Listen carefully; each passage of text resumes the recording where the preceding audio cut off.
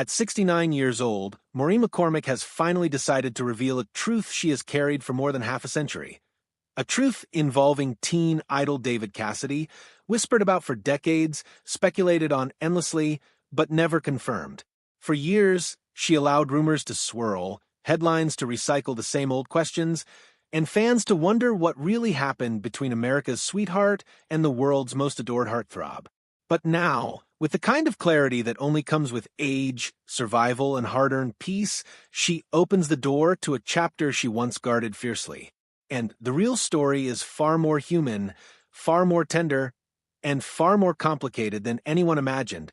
To understand why this revelation matters, we have to go back, not just to the Brady Bunch era or the days when Cassidy's posters covered bedroom walls worldwide, but to the very beginning, long before fame, flashing cameras, and impossibly high expectations reshaped her life. Maureen Denise McCormick was born on August 5, 1956, in Woodland Hills, California. Growing up in a middle-class family, she was a cheerful, charismatic little girl with an effortless spark that hinted at a future much bigger than anyone around her could predict. She was bright, expressive, and deeply drawn to creativity, performing for relatives during gatherings and mimicking characters she saw on television. It didn't take long before the entertainment world began to notice. Commercials came first, then small TV roles, each one revealing a natural presence, warm, vibrant, and unmistakably genuine. But nothing could prepare her for what would come next. At the age of 12, Maureen was cast as Marcia Brady, the eldest daughter of the Brady family. No one, not the producers, not the cast, not Maureen herself, knew that this role would forever shape television history and her own identity. The Brady Bunch premiered in 1969, offering light-hearted, wholesome family stories during a period of profound cultural change in America. In the midst of national tension and generational divides, the show delivered laughter, optimism, and a sense of simple joy. And at its center was Maureen's Marcia, beautiful, popular, kind, and yet quietly vulnerable. Her famous line, "Marcia, Marcia, Marcia," became part of American pop culture mythology, instantly recognizable and quoted for generations. Viewers didn't just watch her, they adored her. The series became iconic, forever imprinting the Brady family into television history. Even decades later, Maureen's portrayal continues to resonate through reruns, streaming services, reunions, and a cascade of pop culture references. New generations still discover Marcia Brady as if the show had aired yesterday. But behind that perfect smile and the polished image of the all-American girl, Maureen was beginning to experience the pressures, expectations, and emotional complexities that often come with young stardom. As the Brady Bunch's popularity exploded, Maureen's character grew larger than the show itself. The public couldn't get enough of the Brady world, leading to spin-offs, specials, and reunions. In 1981, the Brady Brides debuted, following Marcia and Jan as newlyweds adjusting to adult life. That same year, The Brady Girls Get Married aired, further cementing the everlasting fascination with the Brady family dynamic. Fans didn't just want to watch, they wanted to grow up with the characters. They wanted to follow them into adulthood, into marriage, into real life. And in many ways, Maureen embodied that transition for millions. But life doesn't always match the scripts written for television. When the Bradys premiered in 1990, Maureen wasn't able to participate. She had just given birth to her daughter. For the first time, the girl America had watched grow up chose her private life over her professional one. That decision was deeply personal, marking both a moment of joy and the beginning of a quiet struggle behind the scenes. While the Brady Bunch defined her early career, Maureen didn't want to be trapped by a single role. She expanded into a wide range of television appearances: Donnie and Marie, Happy Days, Vega Dollar, Fantasy Island, The Love Boat, and Streets of San Francisco, each one allowing her to experiment and explore new sides of her talent. She moved into film as well. The Idolmaker, 1980, a drama rooted in the music industry. A Vacation in Hell, 1979, a suspense-driven TV movie. Skatown, USA, 1979, which captured the energy of the roller skating era. Return to Horror High, 1987, a comedic horror hybrid. These roles allowed her to break free of the Marsha Brady label, at least professionally. But emotionally, the public image was impossible to escape. She wasn't just Maureen. She was America's perfect big sister. And the pressure to maintain that perfection slowly began to take its toll. During her time on the Brady Bunch, Maureen developed a complicated romance with Barry Williams, who played Greg Brady. Their chemistry was undeniable both on set and off, but the relationship was intense, unpredictable, and made all the more confusing by the fact that the world saw them as siblings. This internal conflict, feeling something real while pretending to be family on screen, was hard enough. But it was only the beginning of Maureen's struggle with identity, expectation, and the blurry lines between performance and reality.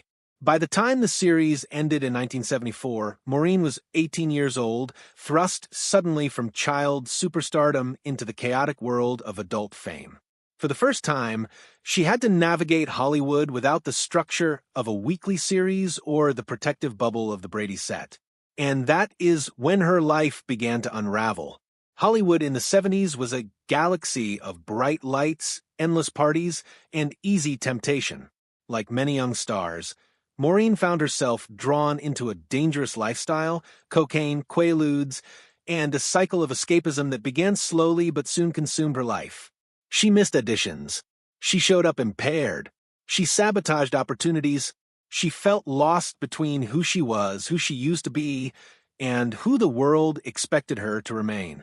Alongside addiction, Maureen battled bulimia and depression, all while trying desperately to maintain a facade of composure and happiness. The pressures of fame, body image, and public scrutiny worked together like gears in a machine, grinding down her self-esteem. Fans saw Marsha Brady. Maureen saw someone drowning. On March 16, 1985, Maureen married actor Michael Cummings, a man who offered stability, compassion, and grounding at a time when her life felt dangerously unstable. Their relationship became a lifeline. Michael refused to enable her addictions and instead encouraged her to seek help, confront her pain, and rebuild her life one step at a time. In 1989, Maureen gave birth to their daughter, Natalie Michelle. Becoming a mother shifted something deep within her. She no longer wanted to escape her life, she wanted to reclaim it. With therapy, medication, rehabilitation programs, and the unwavering support of her Brady castmates, her second family, Maureen slowly rebuilt her confidence, her health, and her sense of purpose. Her 2008 memoir, Here's the Story, Surviving Marsha Brady and Finding My True Voice, revealed the full extent of her struggles and helped destigmatize addiction, bulimia, and mental illness for many readers. In the 2000s and beyond, Maureen rediscovered the joy of performing.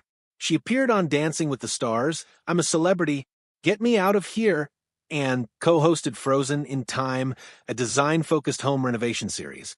She evolved from a teen idol into a woman of strength, resilience, creativity, and humor. And she proved that survival is not just about overcoming hardship. It's about choosing again and again to reclaim one's voice and identity. For decades, one question lingered around Maureen McCormick's life, whispered by fans and journalists alike. What really happened between Maureen McCormick and David Cassidy? The two young stars first met in the early 1970s at publicity events, tapings, promotional gatherings, places where teen idols were swarmed by fans, expected to smile endlessly, and kept under constant watch by studio handlers. David Cassidy was the ultimate heartthrob. With the Partridge Family, he became an international sensation, posters on every wall, sold-out concerts, mobs of screaming teenagers wherever he went. Maureen was America's golden girl. They were young, they were beautiful, they were living inside a whirlwind of attention, pressure, and fantasy, and they understood each other in ways no one else could. In her late-life confession, Maureen finally admitted, "Yes, David and I had a connection. It wasn't long, but it was real in that moment. He made me laugh. He made me feel seen. And he was someone I could trust when the cameras weren't rolling. It wasn't a scandal.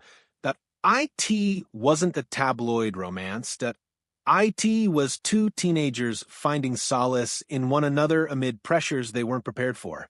Studios at the time managed their young stars with an iron grip.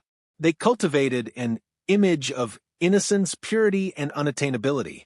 Teen idols weren't allowed to have normal relationships because romance, especially between two fan favorites, risked breaking the fantasy that fueled their careers. As Maureen explained, back then, the studios wanted us to look squeaky clean. If it had come out that I was dating David, it would have caused chaos. She wasn't exaggerating. The entire teen idol industry revolved around the illusion of availability. A real relationship, especially one involving two icons, would have been considered a threat. So, they hid it. They buried their connection beneath layers of professionalism, publicity smiles, and unspoken understanding. As years passed, Maureen watched from afar as David Cassidy's life became increasingly difficult. His struggles with alcoholism, the pressures of early fame, financial troubles, and personal heartbreaks became tragically public. He died in 2017 at the age of 67, leaving behind a legacy both brilliant and bittersweet. With tears in her voice, Maureen said, "I wish I could have been there more for him. David had such a beautiful soul. Fame lifts you up so high, and then it can crush you. I knew that feeling because I went through it too." She saw in David a mirror of her own pain, the suffocating weight of expectation, the loneliness behind the spotlight, the ache to be understood rather than idolized. Her confession isn't about sensationalism, that it's about compassion, that it's about remembering him as a human being beyond the posters, the songs, and the screaming crowds. As she looks back now, Maureen speaks with a kind of peace, gratitude for survival, gratitude for clarity, gratitude for people who crossed her path in meaningful ways, even briefly. About Cassidy, she concludes, "David Cassidy was special to me, and that's something I'll cherish forever." No drama.no scandal, just truth. Two young stars, caught in a storm of fame they never fully understood, finding a moment of connection in a world that demanded perfection but rarely offered understanding. This is the chapter Maureen kept private for half a century. Now, finally, she shares it, not to sensationalize the past, but to honor it with honesty, dignity, and the wisdom of a woman who survived the long, winding road from child stardom to authentic selfhood. And in that truth, she gives fans not just a revelation, but a reminder that behind every icon is a deeply human story waiting to be told.